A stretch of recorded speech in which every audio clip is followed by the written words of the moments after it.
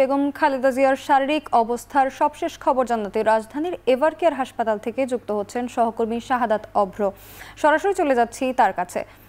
অভ্র, এখন খালেদা জিয়ার শারীরিক অবস্থা নিয়ে কি বলছেন চিকিৎসকরা, আর উৎসুক মানুষের যেই ভিড় সেটা কি কিছুটা কমেছে কিনা জানাবেন?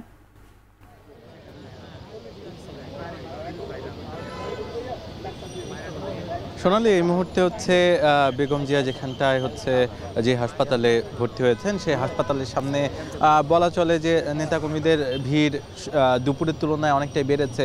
সাধারণ উৎসুক যারা জনতা, তার পাশাপাশি নেতাকর্মী, তাদেরকেও কিন্তু আমরা লক্ষ্য করছি।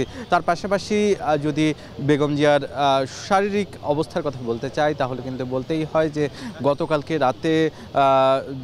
গতকালকে রাতে যে চিকিৎসা বোর্ড যেটি সাংবাদিকদের জানিয়েছিল সেটি কিন্তু অপরিবর্তিত রয়েছে।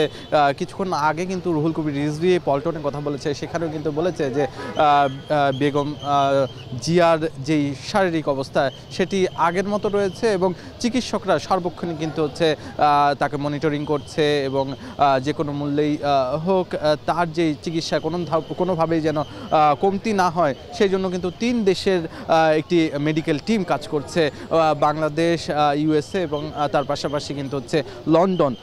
এই 3 জায়গা থেকে কিন্তু চিকিৎসকরা একই সাথে কাজ করছে। তার পাশাপাশি তারেক রহমান ঠিক লন্ডন থেকেই সার্বক্ষণিকভাবে কিন্তু এই যে চিকিৎসক টিমের সাথে যোগাযোগ রাখছে।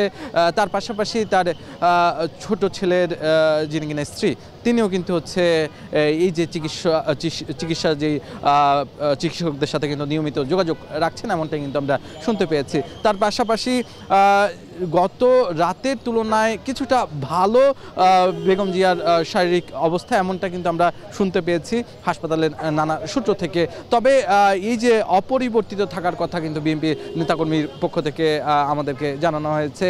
সর্বোপরি এই যে বেগম জিয়ার চিকিৎসা সেটি নিয়ে কিন্তু বিদেশে নিয়ে যাওয়া হবে কিনা সেই ব্যাপারে কিন্তু কথা চলছে। তবে বেগম জিয়ার অবস্থা যদি কিছুটা ভালো হয়, সুস্থতা কিছুটাও যদি সুস্থতার দিকে যায়, সেই ক্ষেত্রে কিন্তু এয়ার অ্যাম্বুলেন্সে করে তাকে বিদেশে নিয়ে যাওয়া সম্ভব বলে জানানো হয়েছে।